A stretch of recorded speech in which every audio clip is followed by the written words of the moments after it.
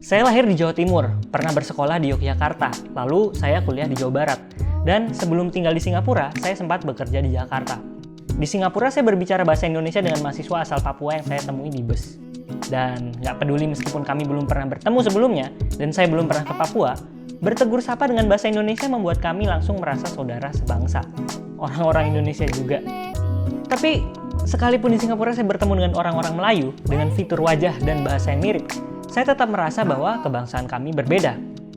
Kalau di Piala AFF, tim sepak bola Indonesia harus berhadapan dengan Singapura, tentu nasionalisme akan memanggil saya untuk mendukung Indonesia. Kalau perlu, datang ke stadion. Kalau tim Indonesia kalah, saya ikut sedih. Kalau tim Indonesia menang, saya ikut senang. Dan mungkin rasa sedih atau senang ini akan dirasakan juga oleh seluruh bangsa Indonesia dari Sabang sampai Merauke. Tapi, yang jadi pertanyaan, apa itu bangsa?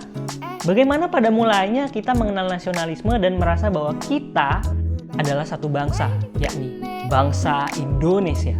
Tentu sekarang ini kita mengenal yang namanya Perserikatan Bangsa-Bangsa, yang anggotanya adalah negara-negara bangsa atau nation state. Namun sebelum itu, kita bukan mengenal beragam negara bangsa.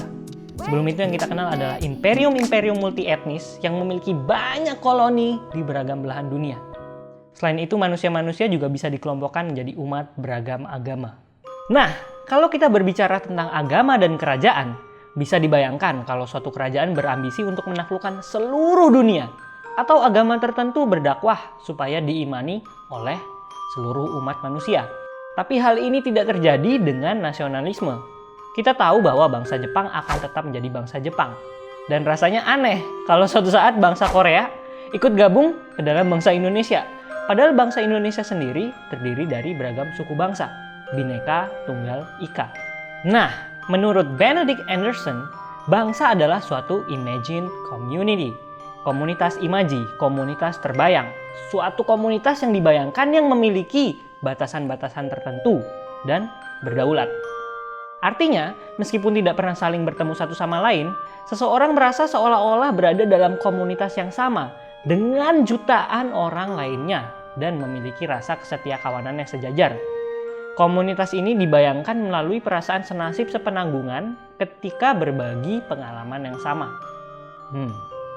Kok bisa ya? Ini ada hubungannya dengan teknologi percetakan. Menurut Benedict Anderson, awal mula nasionalisme tidak lepas dari munculnya kapitalisme percetakan. Untuk memaksimalkan sirkulasi, media berkembang dengan menggunakan bahasa-bahasa yang dituturkan oleh suatu komunitas, bahasa pergaulan di suatu daerah. Dengan menggunakan bahasa yang sama, mendengar berita yang sama, terbentuklah suatu bayangan bahwa kita merupakan bagian dari komunitas yang sama, sehingga bisa saling memahami. Kalau sekarang ini, contohnya, dari aksi 212, jaketnya Pak Jokowi, kopi sianida, sampai fenomena Awkarin, orang-orang Indonesia ikut merasakan fenomenanya. Kalau ada kisru-kisru politik atau bencana alam, kita semua ikut prihatin. Dan kita merasa bahwa kejadian itu ada di rumah kita sendiri, bukan di rumah orang lain. Di Indonesia sendiri, bangkitnya kesadaran berbangsa ditandai dengan munculnya perkumpulan pemuda di berbagai daerah yang waktu itu merupakan jajahan Belanda. Tentu saja, yang dimaksud pemuda di sini adalah pemuda-pemuda terpelajar. Karena melalui pendidikan yang diperoleh dari Belanda lah, gagasan tentang nasionalisme yang sedang berkembang di berbagai belahan dunia sampai ke Hindia Belanda. Kalau kamu membaca Tetralogi Buru dari Pramudia Anantatur, tokoh utama di buku itu, Minke, begitu terpesona dengan gagasan, teknologi, dan sains barat berkat pendidikan yang diperolehnya. Dia sendiri merupakan seorang penulis. Awalnya, dia lebih nyaman menulis dengan bahasa Belanda. Namun akhirnya orang-orang di sekelilingnya berharap ia menulis dalam bahasa Melayu, bahasa pergaulan di Hindia Belanda saat itu, supaya dapat mencerdaskan bangsanya sendiri dengan bahasa yang mereka tahu, karena mereka nggak bisa bahasa Belanda. Sekarang tahu kan kenapa melestarikan bahasa Indonesia itu penting? Nah, balik lagi ke sejarah. Pada akhirnya para pemuda berkumpul dan menghasilkan apa yang kita kenal sebagai Sumpah Pemuda.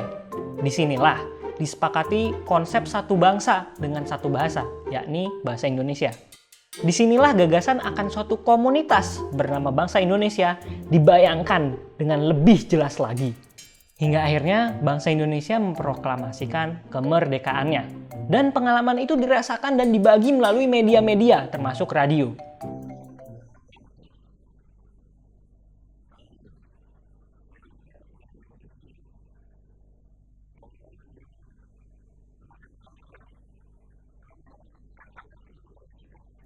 Tentu masih ada banyak hal yang bisa kita bahas. Ada banyak sudut pandang dalam membahas sejarah dan membahas tentang apa itu nasionalisme sendiri. Tapi yang perlu kita ingat adalah bahwa pendiri bangsa ini telah bersepakat untuk menjadi Indonesia.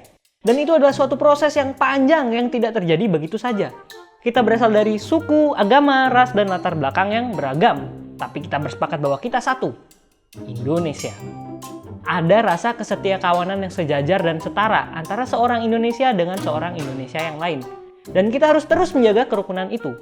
Kita tidak boleh lelah membayangkan Indonesia. Terima kasih sudah nonton video kali ini. Nah, sekarang giliran kamu. Coba kamu share di komen apa yang membuat kamu senang dan sedih sebagai bagian dari bangsa Indonesia. Kalau kamu bangga menjadi bangsa Indonesia, jangan lupa like video ini. Kalau kamu nggak bangga, juga tetap like video ini. Jangan lupa subscribe, share. Sampai jumpa di video berikutnya dan salam salaman!